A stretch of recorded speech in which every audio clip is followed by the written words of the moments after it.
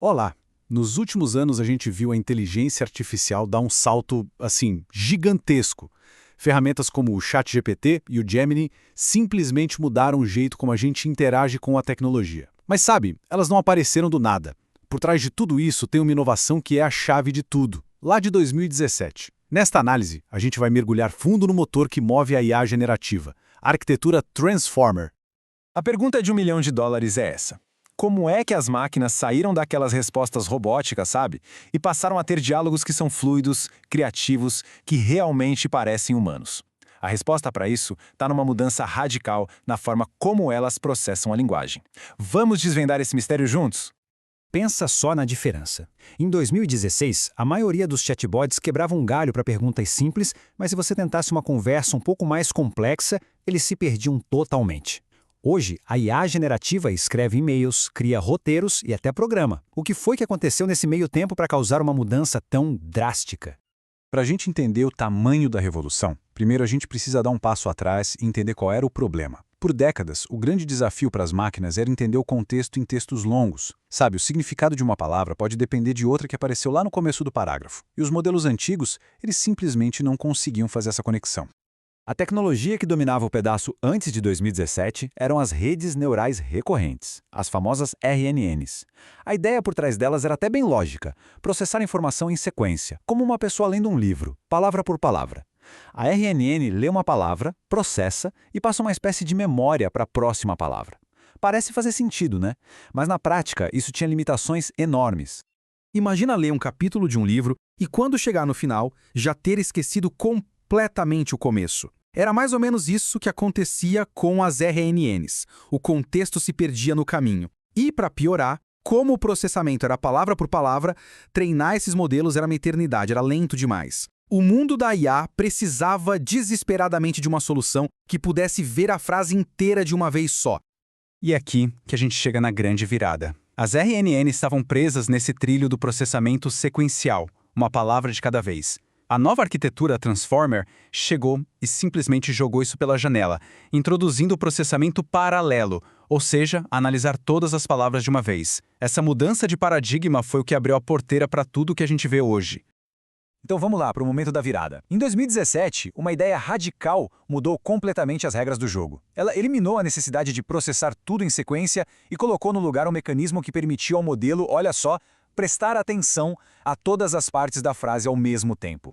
O título do artigo dos pesquisadores do Google que apresentou essa arquitetura, "Atenção é tudo o que você precisa", não era só um slogan bacana. Era uma declaração de independência, uma afirmação super ousada que dizia basicamente: a gente pode jogar fora décadas de pesquisa em processamento sequencial e focar em um único conceito: atenção. E a ideia central é de uma simplicidade genial. Pensa, por exemplo, na frase: o banco do Rio estava coberto de musgo enquanto o gerente do banco contava o dinheiro. Para a gente entender o significado de cada palavra banco, a gente precisa olhar para as palavras rio e dinheiro.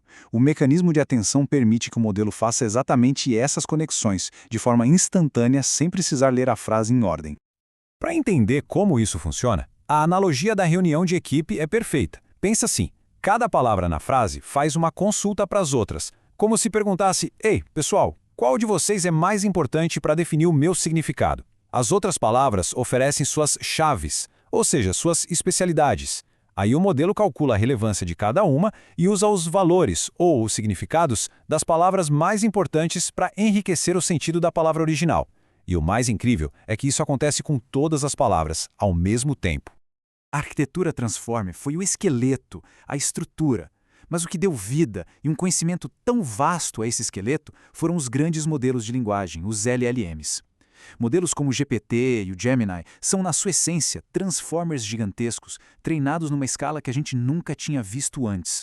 A receita para criar um LLM moderno é, na teoria, até que simples, mas exige uma escala que é simplesmente extrema. Primeiro, você pega a arquitetura Transformer. Segundo, você joga uma quantidade inimaginável de dados de treinamento. E terceiro, você precisa de uma infraestrutura de computadores gigante e superpoderosa para processar tudo isso. E quando a gente fala em dados massivos, a gente está falando sério. É como alimentar um modelo com uma fatia gigantesca de toda a internet. Livros, artigos, conversas em fóruns, códigos de programação. É como se o modelo tivesse lido todas as bibliotecas e jornais do mundo, aprendendo não só a gramática, mas também fatos, estilos de escrita e até padrões de raciocínio. Um modelo como o GPT-3 tem cerca de 175 bilhões de parâmetros. É um número difícil até de imaginar, né? Pensa nesses parâmetros como se fossem pequenos botões que o modelo vai ajustando durante o treinamento para aprender. E com tantos botões assim, o modelo começa a desenvolver habilidades que ninguém programou diretamente. São as chamadas habilidades emergentes. Ok, a tecnologia é fascinante, a gente já entendeu. Mas, e na prática? No dia a dia das empresas? O que isso realmente significa? Vamos ver agora como os LLMs estão sendo aplicados para transformar setores inteiros e gerar valor de verdade.